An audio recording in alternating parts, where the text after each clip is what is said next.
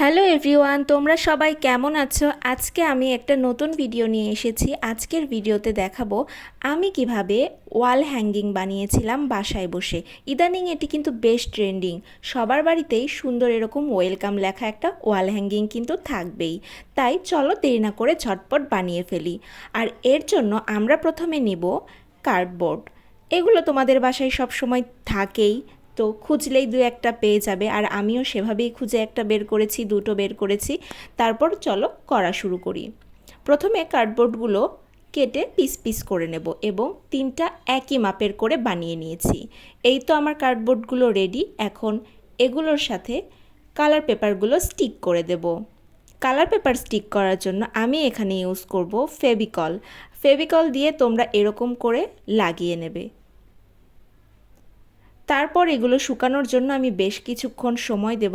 আর এই তো দেখো, ম্যাজিক করে এখানে আমি তিনটা কালার পেপারই লাগিয়ে ফেলেছি। এরপর তিনটা কালার পেপার তো কার্ডবোর্ডের সাথে অ্যাটাচ করা হয়ে গেল। এখন আমি এগুলোতে লিখব। লিখতে গিয়ে আমি ভাবছিলাম কিভাবে লিখব আর কি লিখব। পরে এত চিন্তা ভাবনা না করে লেখা শুরু করে দিলাম এবং তারপর আস্তে আস্তে লেখা কমপ্লিট করে ফেললাম। আমি যেহেতু আঁকা আঁকিতে এতটা পারফেক্ট না, তাই যেরকম হয়েছে তোমরা প্লিজ সেরকমই মানিয়ে নাও, কারণ আমি এতটা আঁকা আঁকি করি না। এরপর পরবর্তী কার্ডে আমি লেখা শুরু করে দিয়েছি এবং এই জন্য আমি কিন্তু আগে থেকে পেন্সিল দিয়ে মার্ক করে নিয়েছিলাম, এজন্য আমার লিখতে সুবিধা হয়েছে।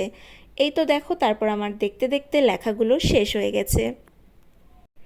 এভাবে করে আমি প্রত্যেকটা কার্ডে লিখে ফেলবো। তো বলো, আমার আজকের এই ওয়ার্কটা তোমাদের কাছে কেমন লেগেছে?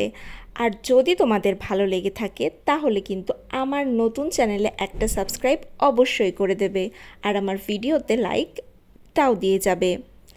তো চলো এরপর আমরা বাকি কাজটা করে ফেলি। আমি এভাবে সবগুলো লেখা বোল্ড করে দিচ্ছিলাম যাতে একটু হলেও সুন্দর লাগে। দেখো, কথা বলতে বলতে কিন্তু আমি প্রায় সবগুলো রেডি করে ফেলেছি। এখন শুধু এগুলো দড়ি দিয়ে স্টিক করার পালা। তো আমার কাছে যেহেতু ওইভাবে দড়ি বা রশি ছিল না, আমি কিন্তু উলের সুতা ব্যবহার করেছি। এগুলো একটু মোটা সুতা।